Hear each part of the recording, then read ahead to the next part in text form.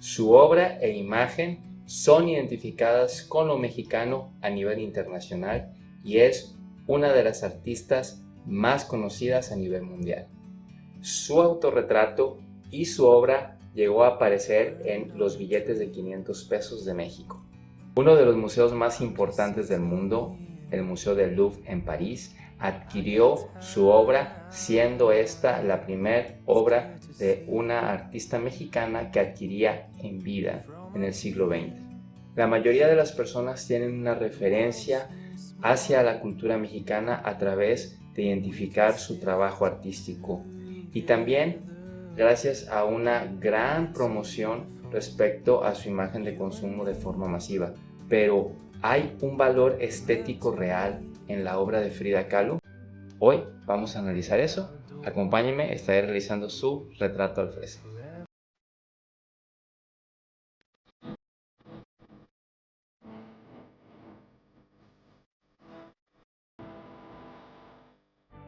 Hola artistas, yo soy Obed Calderón, pintor y muralista. Es un gusto para mí estar aquí acompañándoles y platicando hoy sobre Frida Kahlo. Este es un video patrocinado por mi sitio web oficial obedcalderon.com, donde pueden encontrar mi obra disponible en la sección de tienda, así como mis formaciones en línea en la sección de IMAP, Instituto de Muralismo y Artes Plásticas.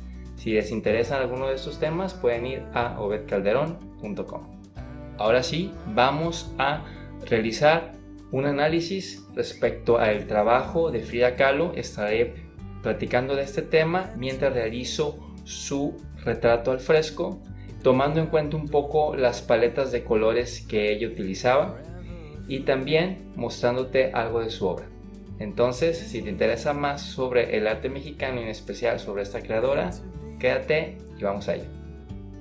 La imagen de Frida Kahlo es tan identificable que incluso basta con dibujar unas cejas unidas y flores en la cabeza para saber que estamos hablando de la pintora. Habrá personas que la identifican con su vida trágica, con su vida personal y quizás dejen de lado un poco su obra. Pues bien, su vida y su arte causan fascinación debajo de toneladas de productos de consumo masivo, donde podemos encontrar un talento que nos sigue contando su historia. Proveniente de una familia de padre alemán y madre de ascendencia indígena con orígenes en Oaxaca, Frida es la tercera hija del matrimonio entre Guillermo Kahlo y Matilde Calderón.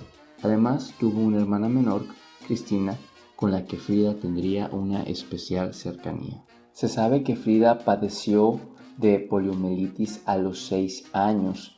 Esto le dejó como secuelas permanentes el tener una pierna más delgada y corta que la otra, su pierna derecha. A pesar de ello, era alentada por su padre para superar esta condición con el deporte y actividades físicas. Frida era una niña muy inquieta que tendía a presentar comportamientos más relacionados con lo masculino respecto a lo que se esperaba de una niña de su época. Asistió al colegio alemán, por lo que se sabe que hablaba este idioma, además que su padre pues era de origen alemán, y también hablaba inglés y francés, los cuales aprendió ya en su edad adulta. Ya de adolescente, perteneció a la primera generación de mujeres en ingresar a la Preparatoria Nacional de San Ildefonso.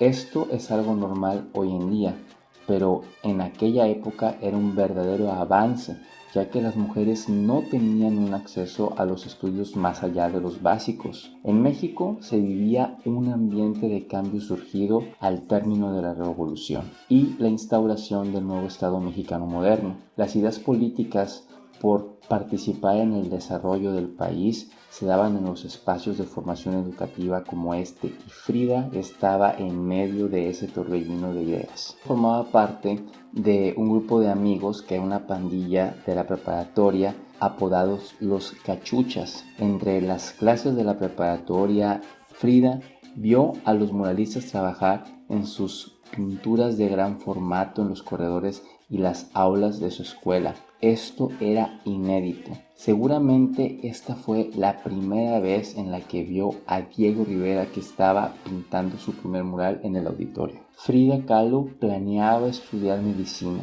y si así lo hubiera hecho, Hoy hablaríamos de ella como una de las mujeres pioneras en la medicina mexicana. Sin embargo, un poco después de las fiestas de independencia, en 1925, justamente este año se cumplen 100 años de aquel acontecimiento. Al regresar desde el centro donde estaba la preparatoria de San Ildefonso a su casa en Coyoacán, sufre un accidente que la marcará de por vida. El tranvía donde viajaba colisionó con otro y ella fue la más dañada de todos los pasajeros. Sufrió fracturas de columna, costillas, pelvis, pierna e incluso su útero fue atravesado por un tubo de pasamanos de hierro. Tenía solo 18 años. Este accidente la dejaría consecuencias permanentes. Su vida estaría vinculada a la medicina, pero no como ella hubiera querido. Tuvo una recuperación de aproximadamente 4 largos y tortuosos años antes de poder caminar de nuevo y retomar la normalidad, entre comillas, de su vida. En este periodo de convalecencia descubrió algo en ella. Frida ya había tenido contacto con la pintura, ya que de joven ayudaba a su padre a retocar a mano con óleo las fotografías que él tomaba. También había asistido a clases de grabado al taller de Fernando Fernández, además de que había estado en contacto durante años con el arte sacro y también popular de las iglesias de Coyoacán, a las que asistía no con mucho entusiasmo, por cierto, por órdenes de su madre. Entonces, durante este periodo y los largos días de su recuperación, entre corsés de yeso y medicamentos, Frida comenzó a dibujar para matar el tiempo, para hacer algo. Un día consiguió de vuelta los óleos de su padre y comenzó a pintar. Al ver esta afición en su hija, Matilde, su madre, hizo poner un espejo en el dosel de su cama para que pudiera retratarse a sí misma. Entonces, de alguna manera, pues su madre le propició esto también y también le mandó a construir un caballete adaptado para su cama, para que su hija pudiera poner su bastidor o su papel para dibujar o pintar en su cama. Tenemos fotos de registro donde Frida está pintando en su cama y yo pienso que debió haber sido este mismo bastidor que le construyó su madre. Estas primeras pinturas son retratos de su familia, de sus vecinos, amigos, incluso del que era su novio en ese momento, Alejandro Gómez Arias. Su primer autorretrato no aparece esta muchacha convaleciente que era en ese momento, sino una Frida vital, joven, elegante, con un vestido de terciopelo. En esta, su primera etapa, se ve una fuerte influencia del arte virreinal mexicano, también con un poco de influencia de la pintura Art Nouveau. Se ha dicho que incluso de Renacimiento, aunque yo no encuentro tanta relación en eso por la paleta de colores, pero en la estilización de la figura sí se ve ya Art Nouveau, modernismo, donde los retratos que ella plasmaba se miraban con rasgos serios, con miradas solemnes, una actitud solemne y mirada más profunda y detenida al espectador. Vemos que hay un interés por el dibujo, por la representación de texturas, por una composición básica. Por supuesto que hay puntos de dibujo que, como cualquier pintor que está comenzando, debe de mejorar. Sin embargo, vemos que va ampliando sus intereses porque ya en el retrato de su hermana menor Cristina hay un cambio de paleta de color,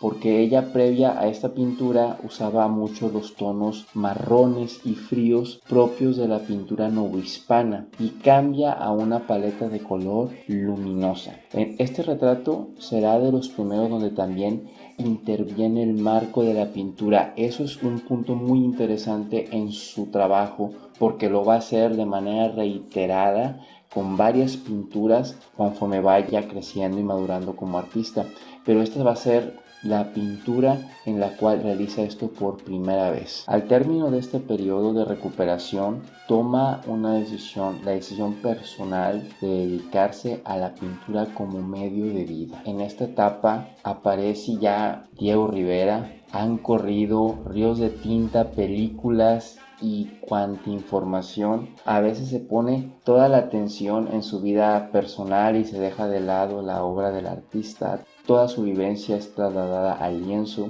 En este video deseo centrarme sobre algunas piezas de la producción de Kahlo que nos van a ayudar a formar un concepto más amplio e informado de su arte. Por cierto, si te interesa saber más sobre Diego Rivera, tengo un video de él que lo dejo por aquí arriba. Los géneros que trató Frida con su creación pictórica fueron el retrato, en especial el autorretrato.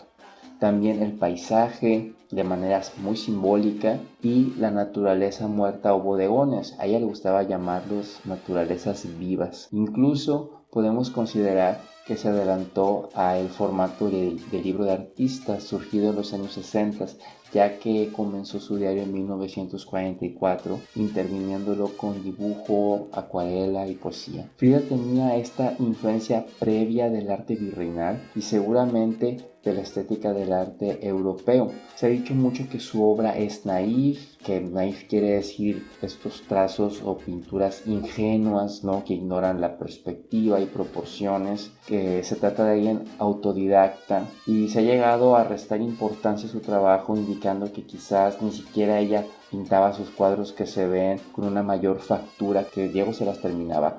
Cosa absurda, porque ¿qué horas iba a hacer esto si Diego tenía que estar pintando para poder vivir? Entonces, una cosa es no haber tomado clases de pintura y otra es no haber cursado una formación académica estructurada. Frida Kahlo no era una autodidacta. Se identifica, como les mencioné, que el maestro Fernando Fernández fue un maestro en su juventud previo a su accidente, además de todo el estímulo estético que ella tuvo con el arte sacro, del cual vaya que va a ser influenciada después. Sin embargo, el principal maestro de pintura de Frida, al menos respecto a lo que a técnica refiere, pues era su esposo. Claro que Diego pues era un pintor consumado y tuvo que haberle dado consejos y dado guías para producir su obra. Sin embargo, hay una influencia al inicio del trabajo de Frida. Ni Frida pinta como Diego, ni Diego pinta como Frida. A diferencia de todos los artistas a los que Rivera sí influenció directamente, Frida tuvo una personalidad propia en la pintura. Veamos el retrato que pinta de sus bodas de 1931. Ellos se habían casado en 1929, pero ella pinta esta pieza hasta 1931, en la cual en esta pintura todavía hay reminiscencias de la paleta de colores tierra que ella estaba usando a sus inicios. Aquí se ve a una Frida muy joven, pequeñita, que sostiene la mano enorme, de la enorme figura de su esposo. Hay algunos errores respecto a anatomía. Sin embargo, es una pintura, un retrato, dos personas de cuerpo completo, en la que se ve el realce de Diego como pintor que sostiene la pared y los pinceles, mientras ella porta este vestido verde con el rebozo rojo y las joyas de jade, muy mexicana, mientras que en la parte superior se suspende esta cinta que lleva la paloma con la narración que complementa la imagen del cuadro. Y pues aquí podemos apreciar en los espacios de habitaciones o alcobas que se ven también en el arte popular de los exvotos, que Frida coleccionará toda su vida. Ella amaba los exvotos, que son arte votivo, que no tienen autores y que hacen los pintores o las propias personas que las donan a las iglesias. Entonces, en esta época que hace esta pintura, se encuentra viviendo en Estados Unidos, mientras que Diego realiza obra mural. En la pintura Mi vestido cuelga ahí, de 1933, hay una superposición de perspectiva de manera escalonada. Vemos lo apretado del espacio visual, cargado de edificios, de desechos. Hay un edificio como tipo pórtico en llamas, y en la parte inferior hay unos recortes que muestran a las masas, a las personas movilizándose. Entonces esto es un collage donde interviene pintura y recortes. En la parte central, como un contraste de identidad, se ve el vestido de Tehuana que suspende colgado entre un hilo que está entre un trofeo y un inodoro. Al fondo se ve la ciudad de Nueva York. Esta pieza definitivamente es un paisaje simbólico. Frida ya asistía a las exposiciones que se estaban haciendo de arte surrealista y estaba también encontrando algunas coincidencias seguramente, pero la composición, como les digo, es escalonada y nos narra lo asfixiante que percibía todo este ambiente carente de calidez, y cómo su vestido parece como lo único vivo y verdadero en ese paisaje. Frida abordó el tema tabú del aborto y también de la violencia machista contra la mujer. En respecto a los temas del aborto, se tiene registrado que sufrió al menos 3 abortos como efecto secundario del accidente que tuvo cuando tenía 18 años. Ella anhelaba ser madre y el dolor de la pérdida pues lo llevó a la pintura como no lo había hecho nadie antes. Nuevamente es una especie de exvoto donde en pleno acto de desahogo pinta su autorretrato en el Henry Ford Hospital en julio de 1932. Esto está escrito en la pintura, donde deja constancia del dolor de la pérdida, unida con 6 hilos rojos delgados, que esto va a ser también otro elemento iconográfico de su obra. Las cintas rojas, las venas, estos hilos que representan los flujos sanguíneos, llegan a su vientre y aparecen conectados estos 6 elementos, entre ellos un caracol que puede representarse como la lentitud de la recuperación, una flor que aparece pues ya cortada, que se está marchitando, una especie de prenda metálica que puede ser quizás una mesa de trabajo, una pelvis, un modelo anatómico femenino y su bebé que no se acabó de formar. Entonces la pintura es explícita, podemos sentir el dolor y la soledad del artista. Tocante a la violencia machista contra la mujer, la nota roja inspira a Frida y ella lee a una mujer que fue desvivida por un sujeto y cuando lo detienen, este sujeto dice: solo fueron unos cuantos piquetitos. Frida lleva la crudeza del hecho y lo terrible de esta frase, que minimiza el crimen de este tipo contra la mujer, al lienzo. Y esta pintura refleja lo cáustico que es el pincel de Kahlo,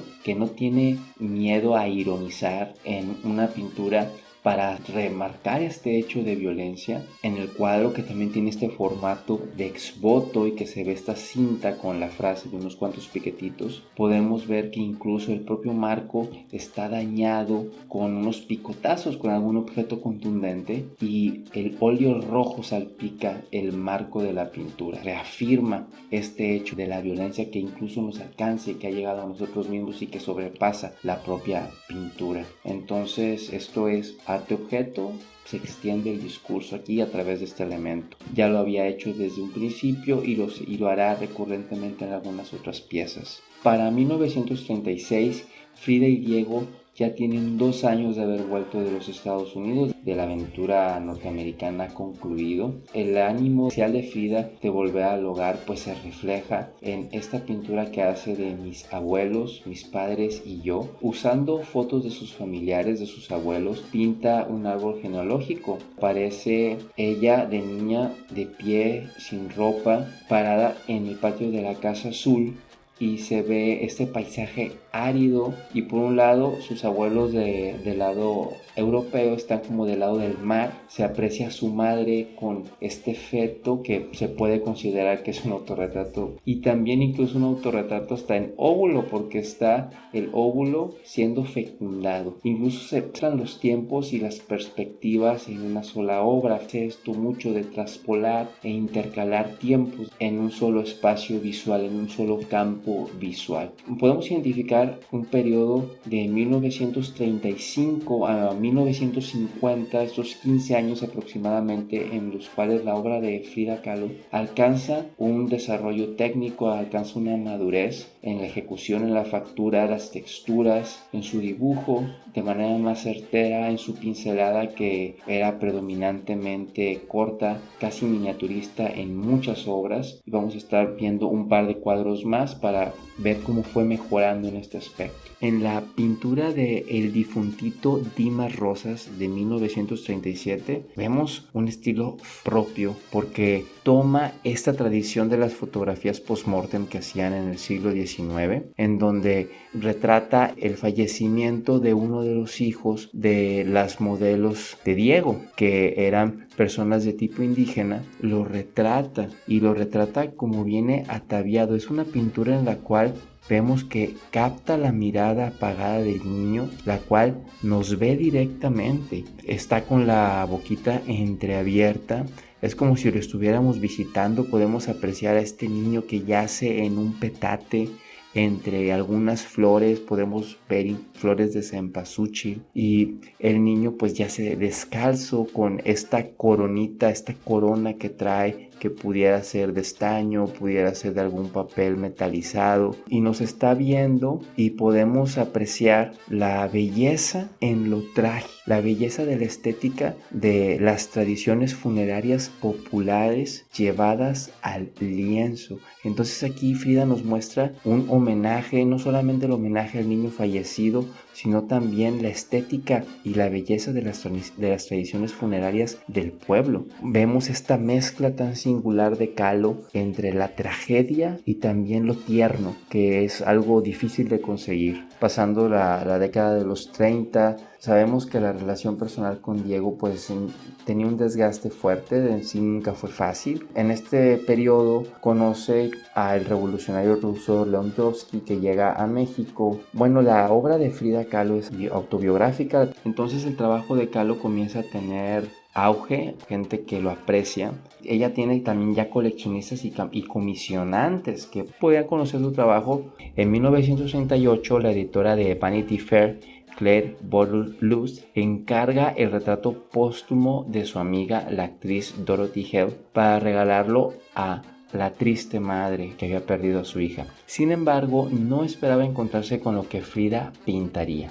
Otra vez Frida, jugando con los tiempos de las narraciones visuales, nos muestra a la actriz en 3 momentos. El primero en una escala pequeña, cuando salta del rascacielos. Después otro en el cual va cayendo de cabeza. Y por último, en el suelo. Entre este cielo nebuloso que se expande nuevamente hasta el marco, otra vez el recurso de intervenir el marco. Y aparece también una cartela, estas cintas o estos espacios en los cuadros donde Frida complementa la narración visual y relata el hecho trágico, y la actriz pues yace en la parte inferior y nos ve directamente como espectadores, mientras uno de sus pies se proyecta hacia adelante y tiene una sombra sobre el propio texto. Esto es un recurso de trampantojo de influencia barroca que ayuda a darle mayor corporeidad, mayor notoriedad al cuerpo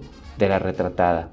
Es una visión brutal del hecho, trágica. La comisionante pues no fue capaz de regalarle este cuadro a la madre de Dorothy Hale, e incluso estuvo a punto de destruirlo, pero se lo impidieron. Afortunadamente no lo hizo. Pues en estos años la obra de Frida Kahlo ya había ganado notoriedad. Ella expondrá en el Museo de Arte Moderno de Nueva York, en exposiciones colectivas, en el Instituto de Arte Contemporáneo de Boston, en el Museo de Arte de Filadelfia, además de formar parte de la exhibición de 31 mujeres organizada por la galerista y coleccionista Peggy Guggenheim.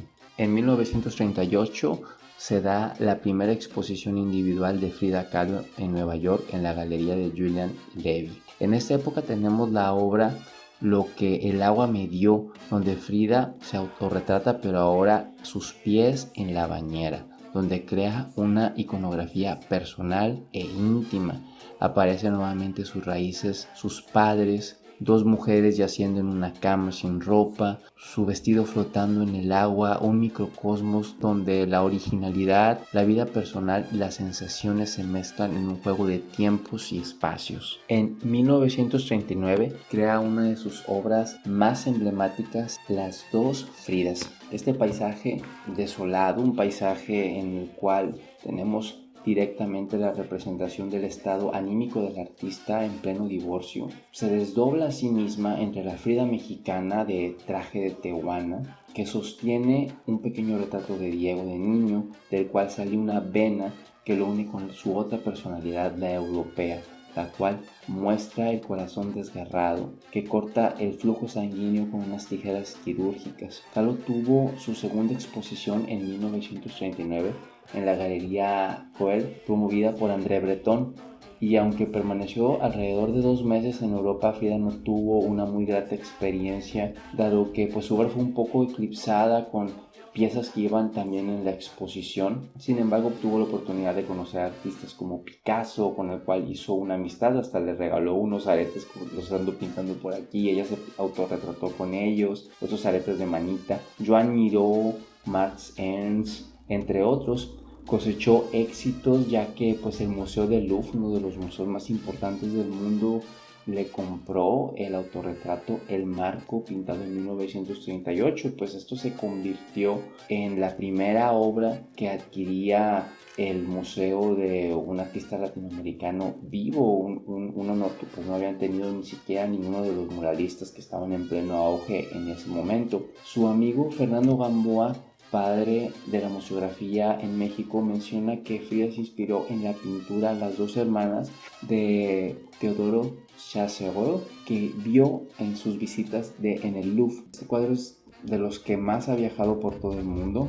Lo vendió ella en su momento por 4,000 pesos mexicanos de la época al Instituto Nacional de Bellas Artes en 1947. Esta fue la mayor cantidad de dinero que ella obtuvo en vida por la venta de su trabajo, y en la actualidad es de las obras que tienen más solicitudes de préstamo en la historia del arte mexicano. Hay una fila de museos que quieren exhibirla en sus espacios. Actualmente se encuentra en el Museo de Arte Moderno de la Ciudad de México. Las dos Fridas representan la madurez creativa de Frida Kahlo. En los años 40, pues Frida ya en sus 30 es una pintora que tiene un lugar por derecho propio.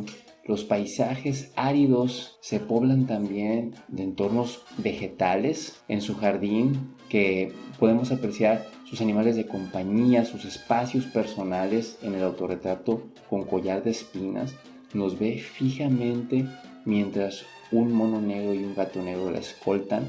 Su dolor se manifiesta a través de este collar de espinas que la están hiriendo, mientras un colibrí disecado cuelga en su pecho. También está entre sus autorretratos Yo y mis loros, donde ella se ve rodeada por estos bellos loros multicolores que contrastan con el color marrón del fondo.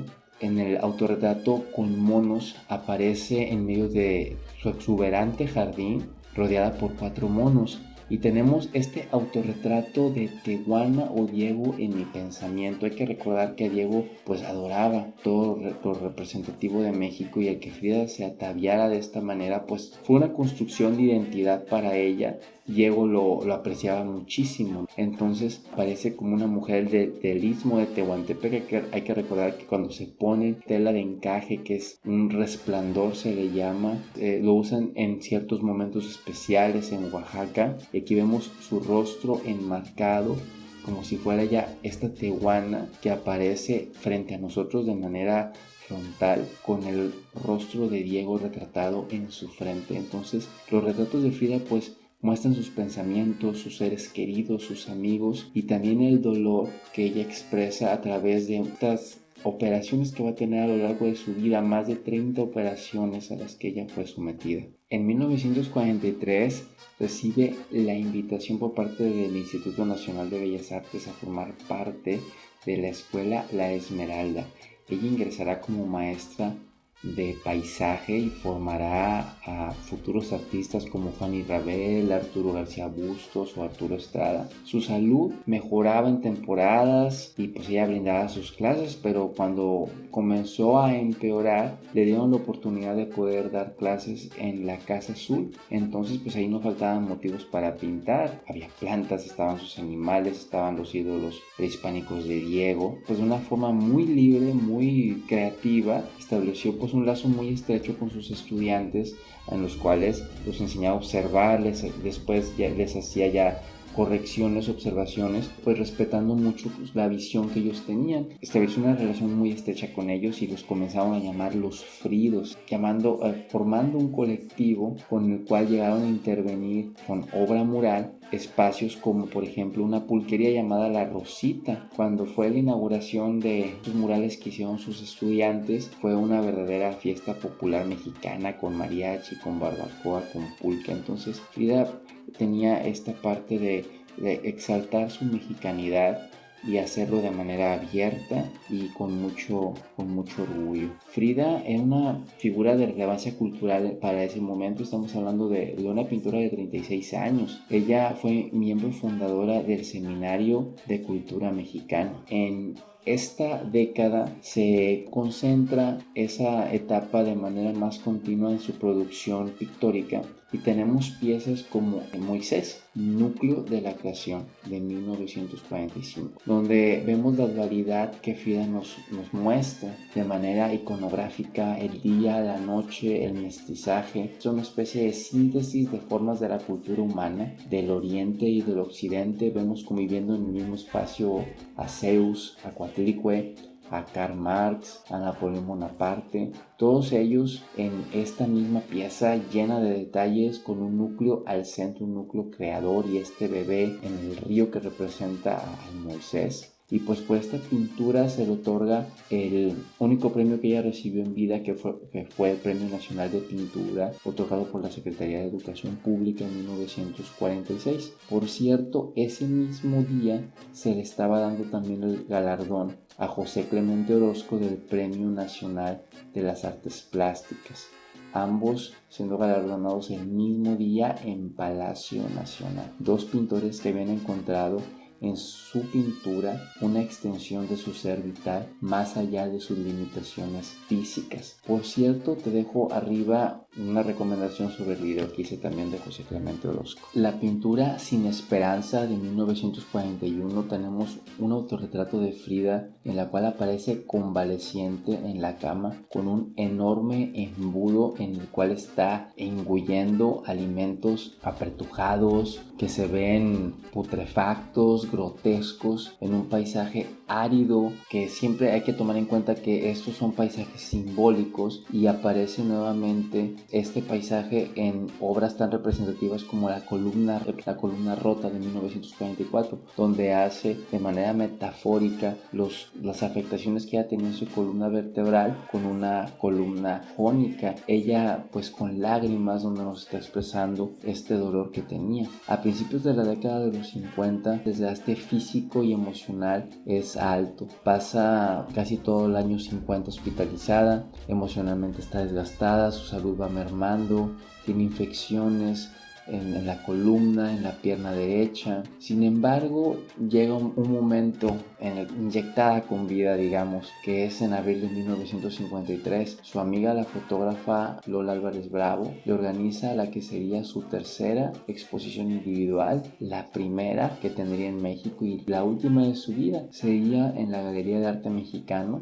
Esta exposición representa un verdadero acontecimiento. Lola Álvarez Bravo cuenta que se armó un tumulto el día de la inauguración, como si se tratara de una vela que está a punto de extinguirse. Ese día Frida fulguró, llegando en camilla en una ambulancia a la inauguración. Estuvo toda la velada repartiendo con sus amigos entre sus obras y en este ambiente mexicano que ella amaba. Lola Álvarez Bravo cuenta que fue difícil hacer esta exposición, ya que los coleccionistas de la obra de Frida no querían desprenderse mucho tiempo de sus pinturas. La exposición fue un éxito. Desafortunadamente, pocos meses después de aquella exposición en agosto, fue amputada su pierna derecha, que tantos problemas le había dado toda su vida, la perdió. A partir del año 50, la técnica de Frida ahí ya entra ahora sí en una decadencia. Sus trazos, la delicadeza con la que ella pintaba, sus pinceladas van en decaimiento, porque también tiene que ver mucho por su estado emocional y su estado físico. Cansada, amputada, y sin embargo sabiéndose reconocida, pintaría su última obra, El bodegón de sandías, de colores vivos, saturados, donde dice como si hubiera escrito con el dedo: viva la vida. Un reclamo, una consigna, una declaración que engloba su pasión por vivir. Su última obra. Hoy en día Frida Kahlo es un ícono de la mexicanidad, de manera apropiada también de la resiliencia de una persona. No hay incongruencia con identificarla con una mujer que se comprometió y que luchó por las causas que ella creía justas. Incluso en su última aparición pública sería en una manifestación en contra del golpe de estado del gobierno de Jacobo Arbenz en Guatemala en 1954. Frida Kahlo es una mujer que no teme ser original, que no teme expresarse con su indumentaria, con llevar sus vivencias más personales al terreno del arte, No teme mostrarse vulnerable y también mostrarse irónica, ácida, vibrante de vida. La gama de emociones que trasladó al lienzo es amplísima. No solamente son autorretratos, sino que son especie de espejos psíquicos en los cuales en algún momento todos podemos llegar a identificarnos. Esa es la grandeza de Frida, convertir el dolor y tomarlo como una inspiración y de ahí abrir una puerta a un mundo de expresión en el cual todos podemos encontrar un lugar. Magdalena Carmen Frida Kahlo Calderón nació el 6 de julio de 1907 y falleció el 13 de julio de 1954. Tenía 47 años de edad. En la misma casa en la que nació, en esa misma casa falleció y hoy en día es la Casa Azul de Coyoacán, uno de los museos más visitados en México. ¿Qué pintaría Frida hoy en día si pudiera presenciar el dolor de las madres buscadoras? ¿Qué pintaría si viera las injusticias en los feminicidios? Pensar en la obra de Frida Kahlo hoy es fundamental, porque nos muestra el poder creador de la lucha de una mujer por ser ella misma, con valentía, talento y originalidad. Este fue un recorrido parcial sobre el trabajo y la vida de Frida Kahlo, pero sobre todo enfocándonos a el desmenuzar el aporte estético de su pintura. ¿Qué les pareció? Espero que les haya gustado tanto como a mí me gustó realizar este contenido para ustedes, que haya ampliado su opinión sobre esta artista mexicana. Yo personalmente la considero de los héroes de la cultura porque supo utilizar el arte en uno de los fundamentos más legítimos que existen, que es el desahogo, el de la recomposición emocional y personal. Y eso me parece de los motivos más legítimos que puede tener un creador para acercarse a una disciplina artística. Artistas, la invitación es siempre a desarrollar una opinión informada y propia. Entonces espero que el contenido de este video haya abonado a eso, y si fue así, si aprendiste algo nuevo, aprendieron algo nuevo, espero que le puedan dar un me gusta a este contenido, lo puedan compartir con otros entusiastas del arte. Eso me ayuda mucho. Así también por aquí dejo mis redes sociales en las que subo sobre la cotidianidad de mi trabajo como pintor y muralista, y te dejo también mi página web oficial, que es obedcalderon.com, donde puedes encontrar mi obra para el coleccionismo disponible, así como mis formaciones en línea en dibujo y pintura. Muchas gracias por estar aquí. Como siempre les digo, no dejen de creer en el arte. Nos vemos de ver muy pronto. Chao.